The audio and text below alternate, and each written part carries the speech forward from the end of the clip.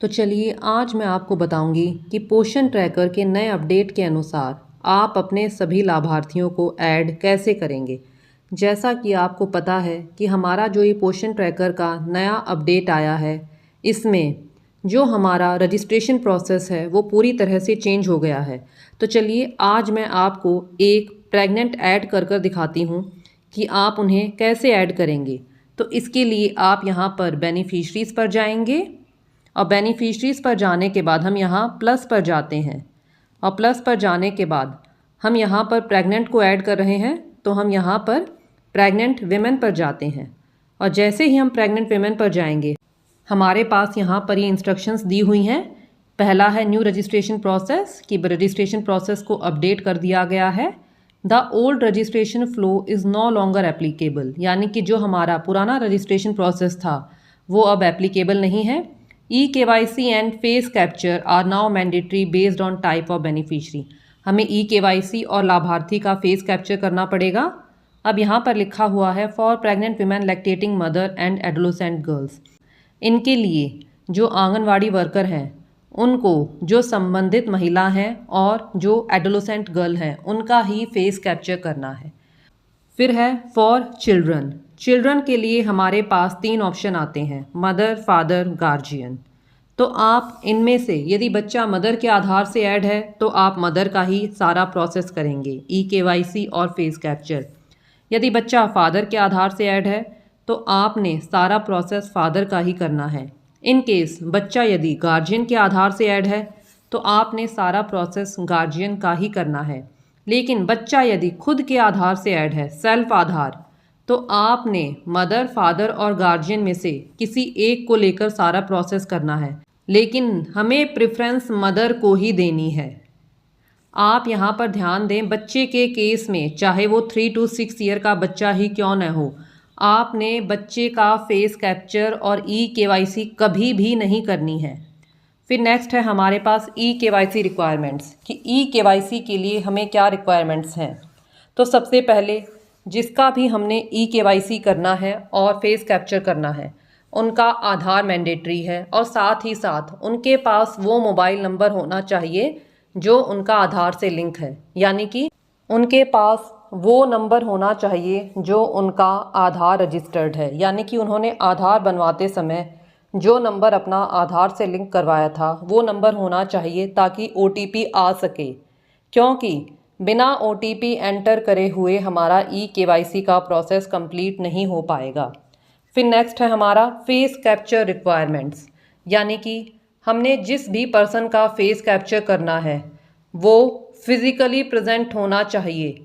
यहाँ पर लिखा हुआ है the person undergoing face capture must be physically present during registration, यानी कि जिस भी बेनिफिशरी का हमने फेस कैप्चर करना है वो फिज़िकली प्रेजेंट होना चाहिए।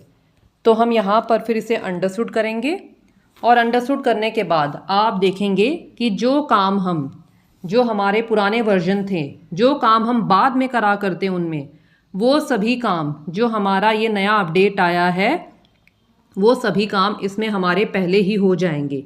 तो हम यहाँ पर प्रेग्नेंट विमेन का हम यहाँ पर पहले आधार नंबर डालेंगे, फिर फ़ोन नंबर डालेंगे। तो चलिए हम यहाँ पर आधार नंबर और फ़ोन नंबर डालते हैं। आधार नंबर और मोबाइल नंबर डालने के बाद हम यहाँ से प्रोसीड करेंगे और प्रोसीड करने के बाद आप देखेंगे कि यहाँ पर एलिजिबिलिटी चेक हुई है। अब हम यहाँ से फिर रिक्वेस्ट OTP करेंगे। रिक्वेस्ट OTP करने के बाद हम जो महिला हैं इनसे 4 अंकों का OTP लेंगे। OTP लेने के बाद हम इसे वेरीफाई करेंगे। तो चलिए हम OTP डालते हैं और इसे वेरीफाई करते हैं। वेरीफाई करने के बाद हमारे पास मैसेज आता है beneficiary is eligible for registration, please complete the eKYC by following Aadhaar number. हमारे पास ये प्रेग्नेंट विमेन का आधार नंबर भी दिया हुआ है। तो हम प्रोसीड टू eKYC पर जाएंगे। प्रोसीड टू eKYC पर जाने के बाद हम यहाँ पर पहले लाभार्थी का आधार नंबर डालेंगे और फिर ये कैप्चा कोड डालेंगे। तो चलिए हम आधार नंबर और ये कैप्चा कोड डालते हैं। आधार नंबर और ये कैप्चा कोड डालने के बाद हम नेक्स्ट करेंगे और नेक्स्ट करने के बाद लाभार्थी के आधार लिंक्ड मोबाइल नंबर पर ओटीपी जाएगा। तो हम 6 अंकों का ओटीपी डालते हैं और ओटीपी डालने के बाद हम कंटिन्यू करते हैं। कंटिन्यू करने के बाद आप यहाँ से इसे अलाउ करेंगे और अलाउ करने के बाद हमारे पास मैसेज आता है eKYC completed successfully, you may now proceed to face capture, यानी कि हमारी ई-केवाईसी कंप्लीट हो चुकी है। अब हमें लाभार्थी का फेस कैप्चर करना है। तो अब हम यहाँ से प्रोसीड टू फेस कैप्चर पर जाते हैं। प्रोसीड टू फेस कैप्चर पर जाने के बाद जिन महिला की हमने ई-केवाईसी की है उनका ई-केवाईसी फोटो आ जाता है। अब हम कैप्चर फोटो पर जाएंगे। कैप्चर फोटो पर जाने के बाद हम इसे एक्सेप्ट करेंगे। एक्सेप्ट पर जाने के बाद हमारे फोन का कैमरा ओपन हो जाएगा। कैमरा ओपन होने के बाद हम लाभार्थी की फोटो लेंगे और फोटो आप बिल्कुल ढंग से लेंगे कि लाभार्थी की आईज ब्लिंक हो, स्ट्रेट फेस हो। तो चलिए हम लाभार्थी की फोटो लेते हैं। अभी फोटो लेने के बाद अभी प्रोसेसिंग हो रही है और प्रोसेसिंग होने के बाद हम देखते हैं कि हमारे पास यहाँ पर ई-केवाईसी फोटो और कैप्चर्ड फोटो दोनों आ गई हैं। यदि आपको फोटो दोबारा से लेनी है तो आप रीकैप्चर फोटो पर जाएं, वरना वेरीफाई करें। तो ई-केवाईसी फोटो और कैप्चर्ड फोटो दोनों को वेरीफाई किया जा रहा है और वेरिफिकेशन के बाद हमारा आता है face verification successful. Face verification successful होने के बाद हमारे पास यहाँ पर लिखा भी हुआ है face verified with Aadhaar records, you may now continue to fill beneficiary details, यानी कि हमारा फेस वेरीफाइड हो चुका है, यानी कि ई-केवाईसी फोटो और कैप्चर्ड फोटो दोनों आपस में मैच हो गई हैं। तो अब हम यहाँ से कंटिन्यू रजिस्ट्रेशन पर जाएंगे और लाभार्थी की सारी डिटेल्स फिल करेंगे। पिछले वर्जन में हम जो काम अभी कर रहे हैं रजिस्ट्रेशन का, ये काम सबसे पहले करा करते और सभी काम जैसे मोबाइल वेरिफिकेशन और एफआरएस वो बाद में करा करते। लेकिन इस नए वर्जन में हम मोबाइल वेरिफिकेशन और एफआरएस करने के बाद ही लाभार्थी का रजिस्ट्रेशन करेंगे। तो चलिए हम यहाँ पर लाभार्थी की डिटेल्स डालते हैं। आप देखेंगे कि हमारे पास ऊपर लिखा भी आ गया है महिला का नाम और किस कैटेगरी की है, और यहाँ पर मोबाइल नंबर का कॉलम डिसेबल्ड है। हम यहाँ पर नेम डालेंगे, नेम इन योर लैंग्वेज ये कंपलसरी नहीं है। फिर यहाँ पर हस्बैंड नेम डालेंगे। फिर यहाँ पर कैटेगरी कि महिला किस कैटेगरी से संबंधित है। इसके बाद रेजिडेंट टाइप कि प्रेग्नेंट महिला यहाँ की परमानेंट रेजिडेंट है या टेम्परेरी है।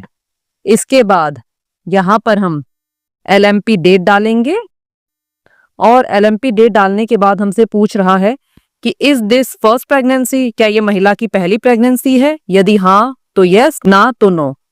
अब यहाँ पर ये पूछ रहा है has there been a miscarriage before, यानी कि क्या महिला का पहले गर्भपात हुआ है। यदि हुआ है तो आप यस करेंगे और नहीं हुआ है तो आप नो करेंगे। इसके बाद आप यहाँ पर ध्यान दें, हमारे इस नए वर्जन में हमें ये सभी details ANC date, height, weight और हीमोग्लोबिन, ये चारों इस नए वर्जन में ये चारों एएनसी डेट, हाइट, वेट और हीमोग्लोबिन ये चारों नए ऐड हुए हैं। तो आप यहाँ पर एएनसी डेट डालेंगे जो उनके एमसीपी कार्ड में है। इसके बाद महिला की हाइट डालेंगे, फिर वेट डालेंगे, फिर हीमोग्लोबिन डालेंगे कि महिला के अंदर कितना हीमोग्लोबिन है।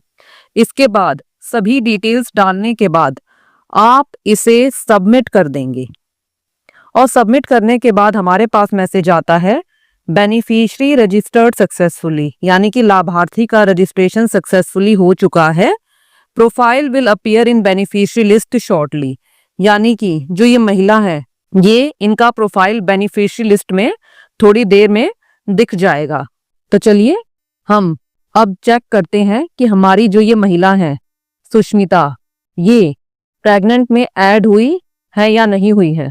तो चेक करने के लिए हम यहाँ पर बेनिफिशरीज में जाते हैं और बेनिफिशरीज में जाने के बाद हम यहाँ प्रेग्नेंट पर जाते हैं।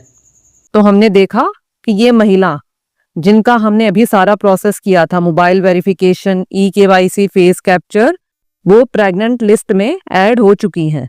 तो आप सभी वर्कर्स इस तरह बहुत ही आसानी से अपनी प्रेग्नेंट विमेन को ऐड कर सकते हैं। तो मैं उम्मीद करती हूँ कि वीडियो आपको क्लियर हो गया होगा, और यदि आपके कोई डाउट्स हैं तो आप कमेंट्स में पूछ सकते हैं।